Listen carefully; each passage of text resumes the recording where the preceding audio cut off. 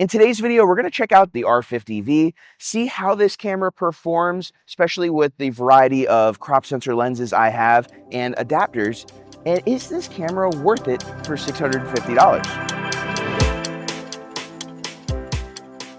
I got the Canon R50V in about a month ago, and I've been really excited to test this thing out because it's Canon's cheapest 10-bit 4K video camera.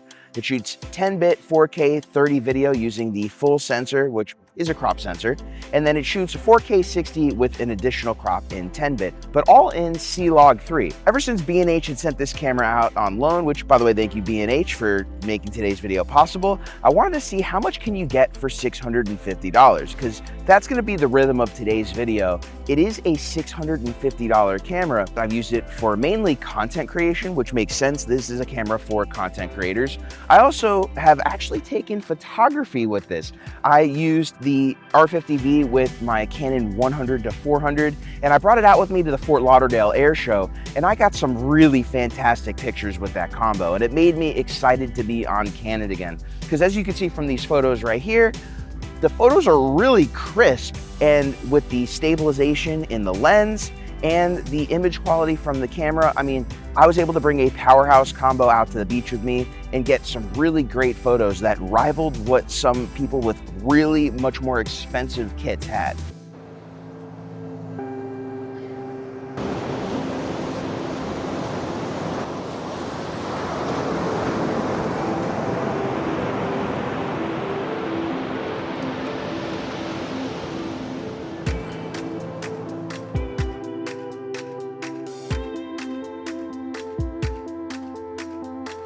Now, I have extensively tested the original R50, and I love that camera, especially in its stills mode.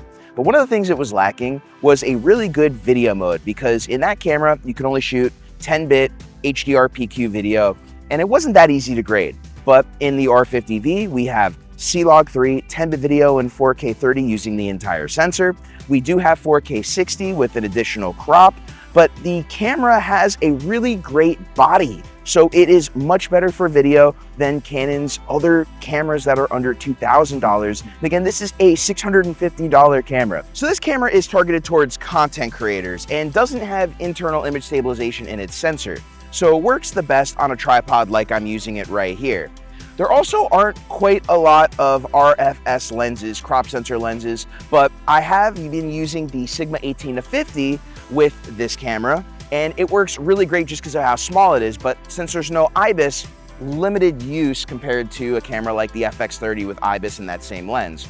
But right now I'm using my Tokina 11-16 with the Module 8 adapter at a pretty high strength, and I've been really liking the image quality I get from this combo. I've been using the Tokina 11-16 for years with crop sensor cameras just because of how wide angle it is, and if you have a camera like the R50V that has decent autofocus, you can get it to help work for you and not have to have a camera operator. So in today's video, I'm using the 11-16 with the Module 8 adapter, and it's the L3 version, which gives you a more anamorphic look. And I love this adapter just because it adds more characteristic to your lenses. And with a camera like the R50V, it kind of takes that video edge off of the actual footage itself. Let's go wide. So when it comes to microphones with the R50V, I've been using the DJI Mic Mini a lot. For one reason, the actual receiver is really small, fits very easily on the camera itself, and then the transmitter is super small, and that's how I do a lot of my vlogging. I have the transmitter on my shirt. I don't always use a lav when it comes to vlogging just because it takes more time to get going. And the Mic Mini, it's right here, super small. The receiver also is improved compared to the actual Mic 2 system because it has a clip now on the bottom, and it fits a lot better in the hot shoe and cold shoe of a lot of more modern cameras. The only thing I wish is that Canon would let DJI come out with their adapter like Sony has, so you don't have to have any type of cord in your shot. Right now, I have a 3.5 going in from the receiver into the camera, and although it's not completely obstructing my view of the screen that I have over here to the side, it is nice to just not have these cords at all, especially when you're putting this camera on a gimbal. So when it comes to use cases of this camera, I think the biggest use case is going to be content creation because it's a relatively affordable camera, and on a tripod you can get some really great images in C-Log 3. But because it has a lot of rolling shutter and it doesn't have IBIS built in, it is somewhat limiting. So I think people are going to be using it as a studio camera for content creation, as a vlogging camera, if you're okay with doing it on a tripod like we're doing it right now. But when it comes to handheld vlogging or anything like that, I don't know how well I'd recommend this camera, especially because there's just not a lot of really good stabilized wide angle lenses available right now. I mean, even this Tokino 11-16 I'm using, not very stabilized. Even on a gimbal, because of the rolling shutter, I don't know how much I would recommend using it, especially if you're going to be doing some fast panning motions, just because you will see that in the footage. Because this camera has C-Log 3 10-bit video, the image quality is heavily improved compared to the R50V. Is it as good as something like the Canon R7? In my opinion, not quite as good. But for the price, for $650, you really can't go wrong. And I do see a lot of Canon users who have some higher end Canon cameras that are okay shooting in C-Log 3, using this camera in their ecosystem to have multiple angles, whatever it may be, almost making the R50V a GoPro of the Canon ecosystem. So when it comes to the pros and the cons of this camera, the biggest pros for me are first and foremost the body style of the camera. It is Canon's best video focused body under $2,000 and really in their entire lineup as far as size. Then of course there is the 10-bit video. Definitely takes this camera to another level for $650. You have the front record button if you're using this camera to vlog. And overall, the port layout is pretty decent, especially if you're using wireless audio like I am.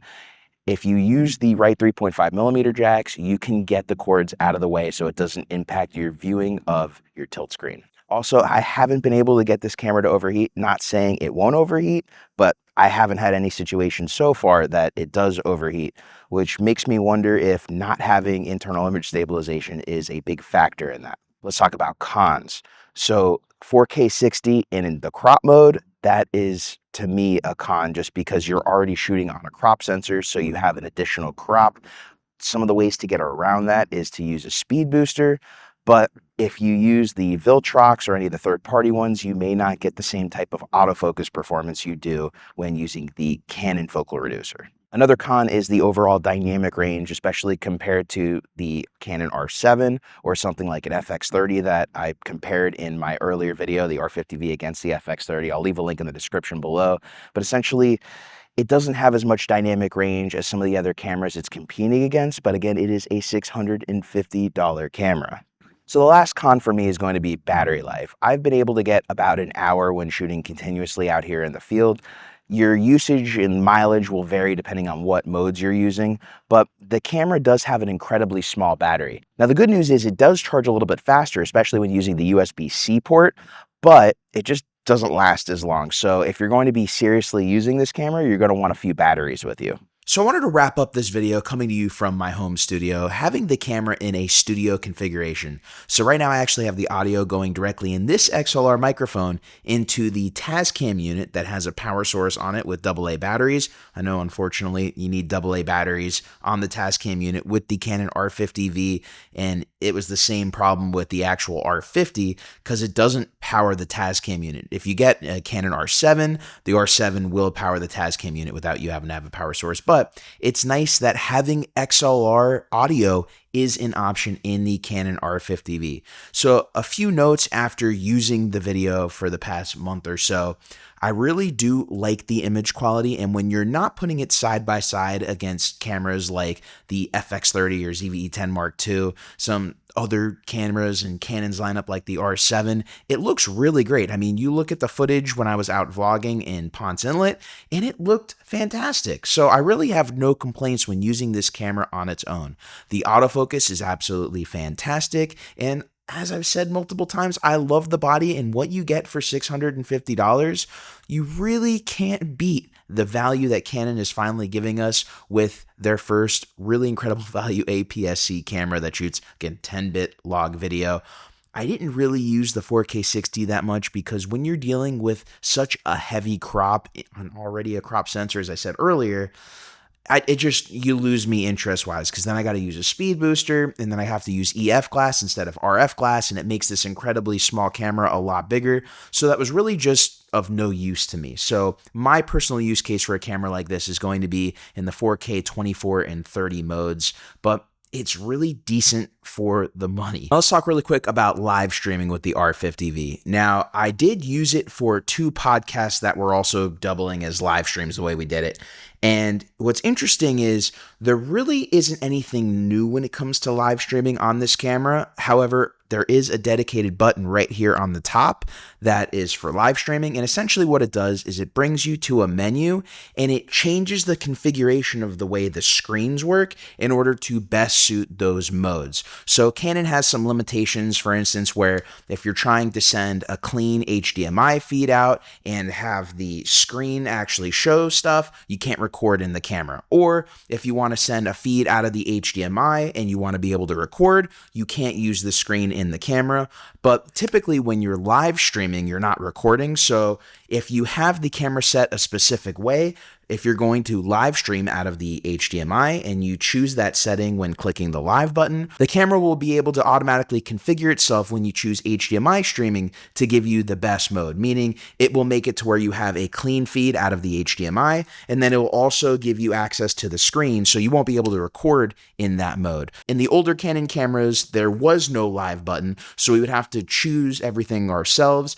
And one of the things that I liked about being able to choose it myself is sometimes I didn't care about having the screen built in on the camera, and I wanted to be able to record internally, but it is what it is. It makes it a lot quicker if you have your camera set up like that and you just want to live stream really quickly, because the second you unplug the HDMI out of here and you're using this HDMI live streaming mode, it will set your camera back to however it was set up before, and you don't have to change the settings in the camera. So I did want to touch on that really quickly when it comes to the live streaming mode. I've only used it again for about 2 podcasts that doubled as live stream, so I haven't used it extensively, but I have tested it out, and I really did like the image it produced out of the HDMI. And I do want to thank B&H again for sending out not only the Canon R50V, but the Sigma 18-50 that I'm actually using right now here on loan. I didn't use it much for this video because I was more interested in using a lot of the lenses that I already have that are crop sensor, or work with some of the RF to EF adapters I have, like